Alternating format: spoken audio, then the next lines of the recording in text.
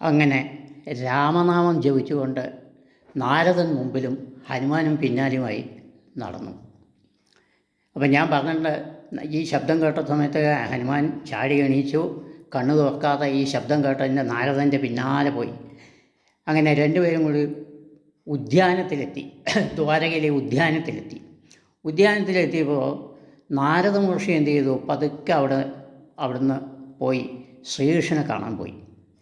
ആ സമയത്ത് ഇവിടെ ഈ ശബ്ദം നിലച്ച വഴിക്ക് ഹനുമാൻ കണ്ണു തുറന്നു നോക്കിയ സമയത്ത് എന്താണ്, ഇതൊരു ഉദ്യാനമാണ്, കദളി വനമല്ല. അദ്ദേഹത്തിന് പെട്ടെന്ന് ദേഷ്യം വന്നു. എന്നെ ആരാ അവിടെ കൊണ്ടാക്കിയത് എന്ന് പറഞ്ഞ് ആ ഉദ്യാനം മുഴുവൻ നശിപ്പിക്കാൻ തുടങ്ങി. ഇത് കണ്ട സമയത്ത് ഉദ്യാനപാലകന്മാർ എല്ലാവരും വന്ന് യുദ്ധം ചെയ്തു, കെട്ടി നിർത്താൻ നോക്കി. പക്ഷേ അവർക്കത് സാധിച്ചില്ല. ഉടനെ അവർ നേരെ പോയി ബലഭദ്രസ്വാമിയോട് പറഞ്ഞു, ഇങ്ങനെ ഒരു കുരങ്ങൻ വന്ന് നമ്മുടെ ഉദ്യാനത്തൊക്കെ നശിപ്പിക്കുന്നുണ്ട് എന്ന് പറഞ്ഞ സമയത്ത് അദ്ദേഹം എന്ത് ചെയ്തു, അവിടെ ഗരുഡൻ ഉണ്ടായിരുന്നു.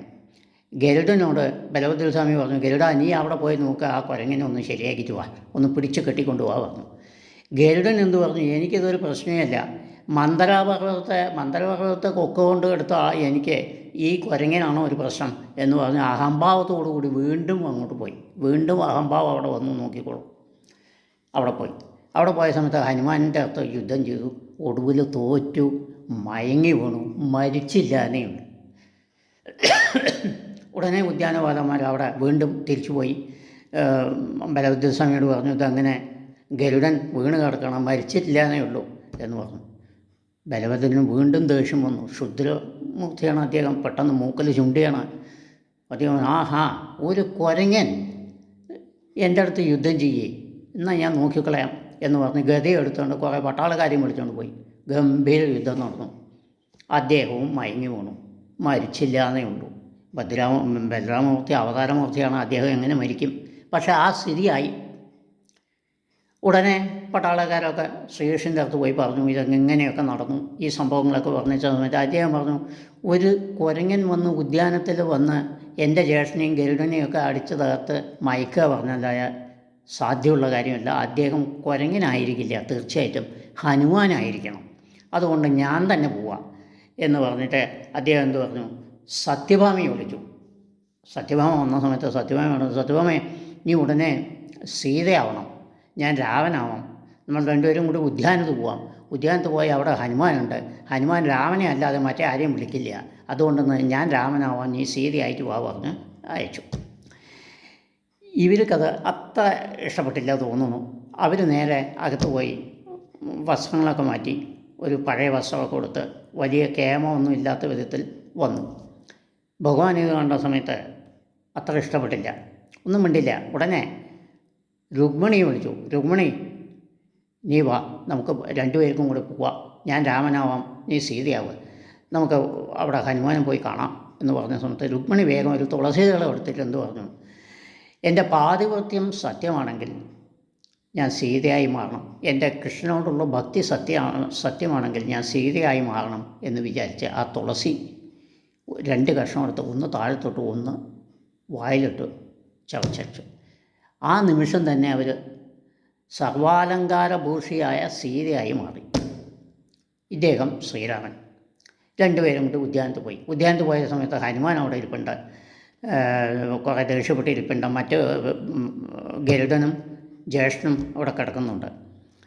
ഹനുമാൻ ഇദ്ദേഹത്തെ നോക്കിയ സമയത്ത് രാമനും സീതയായി തോന്നി, സംശയം തോന്നി.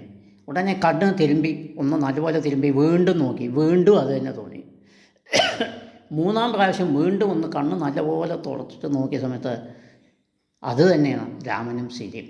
ഉടനെ ഭഗവാൻ കൃഷ്ണൻ പറഞ്ഞു, ഹനുമാനെ സംശയിക്കേണ്ട, ഞാൻ തന്നെയാണ് രാമൻ, ഇത് സീത തന്നെയാണ്. നീ ത്രേതായുഗത്തിൽ ഞാൻ രാമനായും ഇവർ സീതയായും ഇരുന്നു. ഈ ദ്വാപരയുഗത്തിൽ നിനക്ക് ദർശനം തരണം എന്നുള്ള ഉദ്ദേശത്തോടു കൂടിയിട്ടാണ് ഞാൻ വന്നത്. ഞാൻ ശ്രീകൃഷ്ണനാണ്, ഇവർ രുക്മിണിയാണ് കൃഷ്ണാവതാരത്തിൽ. അതായത് ത്രേതായുഗത്തിൽ രാമനും സീതയും, ദ്വാപരയുഗത്തിൽ കൃഷ്ണനും രുക്മിണിയായിട്ടാണ് ഞാൻ വന്നിരിക്കുന്നത് എന്ന് പറഞ്ഞു. അദ്ദേഹം ഹനുമാൻ ഉടനെ 2 കൈകൊണ്ടും കൂപ്പി സാഷ്ടാംഗം നമസ്കരിച്ച ശേഷം ഒന്നുകൂടെ നോക്കിയ സമയത്ത് അദ്ദേഹം ദർശനം കൊടുത്തു. രാമനായും കണ്ടു, കൃഷ്ണനായും കണ്ടു, സീതയായും കണ്ടു, രുക്മിണിയായും കണ്ടു. 2 കൊണ്ട് പറഞ്ഞു, രാമനും സീതയും ഒന്നു തന്നെ എന്ന് സ്വയം വായോണ്ട് പറഞ്ഞു. ഇതാണ് അവിടെ ഉണ്ടായത്. അത് ഞാൻ പ്രത്യേകം പറഞ്ഞ അതുകൊണ്ടാണ് ഞാൻ പറയുന്നത്. നാരായണീയത്തിലെ പറഞ്ഞിരിക്കുന്ന 34-35 അധ്യായത്തിലെ രാമനും അതേ നാരായണീയത്തിൽ പറയുന്ന കൃഷ്ണനും ഒന്ന് തന്നെയാണ്. അതിന് യാതൊരു സംശയവും വേണ്ട എന്ന് എടുത്തു കാട്ടാൻ വേണ്ടിയാണ് ഭാഗവതത്തിലെ അധ്യായം 39 ഇത്. അധ്യായം 39 സ്കന്ധം ദശമസ്കന്ധത്തിലാണ് വരുന്നത്. അധ്യായം 39 നിങ്ങൾക്ക് നോക്കിയാൽ അറിയാം. അതുകൊണ്ട് എല്ലാവരും സബ്സ്ക്രൈബ് ചെയ്യുക, സംശയിക്കേണ്ട, അത് വായിച്ചോളൂ.